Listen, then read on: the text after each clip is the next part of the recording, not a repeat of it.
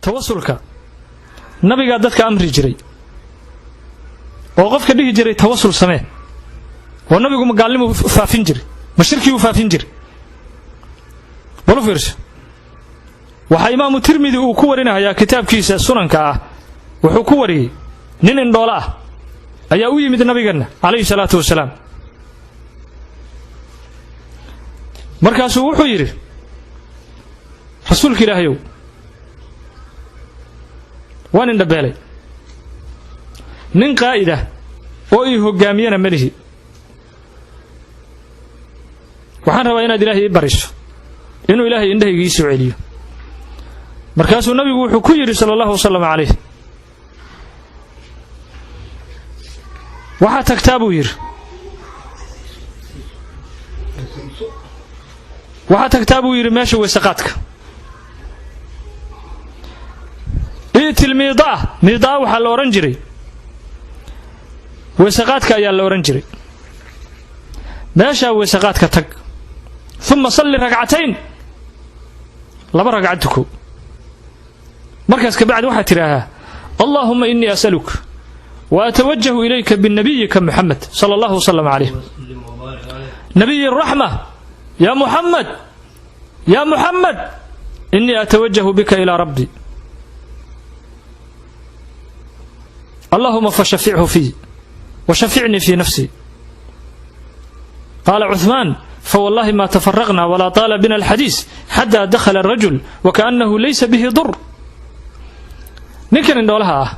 markuu rasuulka ilaahay indhalaantana ay dhibtay wax u shay qabtana ma hayo oo ii hogaamiya wuxuu yiri halka weesada inta tagtid oo weesaysatid laba ragcad tukatid waxa tiraa ilaahayow waxaan kugu weydiistaa nabi maxamed fadligiisa nabi maxamed aan kugu su'aashaa oo ku weydiisaa ilaahu xaajadeyda iyo danteyda maanta ilaahu ii gud oo indhahayga ii soo celi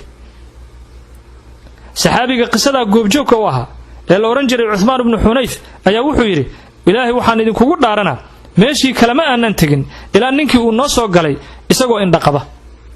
oo keligii soconaya fag indhihiisa isla saacadiiba markuu yiri ilaahu nabi maxamed aan kugu su'aashaa khayrkiisa iyo barakadiisa haye nabi maxamed amray ninka saxaabiga oo yiri saas dheh buu yiri oo nabigu magaalnimo dadka faray marka dadkan ahlul bid'ah ay oranayaan nabi barakadiisa ilaahu waxa igu sii ama sheekh fulan barakadiisa waxa ilaahu igu sii hadii la waa lagu gaaloobi marka la leeyahay waa nabi maxamed sameeyay nabi maxamed magaalnimo faafinayo waxa kale la yaab leh in la yiraahdo qofku markuu yiraahdo ila nabi barakadiisa ama sheekh fulan waxa barakadiisa igu sii waa quburi qabrigu caabuday nabigu caabuday awliyu caabuday in la yiraahdo waa propaganda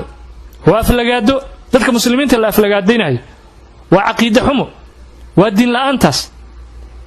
war cid qabri caabudaysa ma jirto ninkan markuu leeyahay nabi maxamed barakadiisa ilaahu waxay ugu sii wuxuu aaminsan yahay la darra wala nafi'a illa allah ilaahay mooyee cid kale wax bixin kartaa ma jirto laakiin dariiqan uu marayo waa sabab min al asbaab haddaad xanuunsato soo daawo cunmaysid daawada markaad cunto waxaad leedahay daawadana ay daaweysay mise qofku wuxuu leeyahay markii daawada uu ku raysto muxuu aaminayaa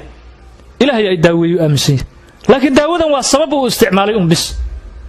ma aha inuu daawada caabuday tawasulkan waa sidaas oo kale qofku markuu yiraahdo ilaahu nabi maxamed barakadiisa ama waliga barakadiisa waxa igu sii waa un sabab uu sameeyay mooyee ما هاي إنه عابد الشيخ ما هاي إنه قبر عابد كلا وحاشا لله.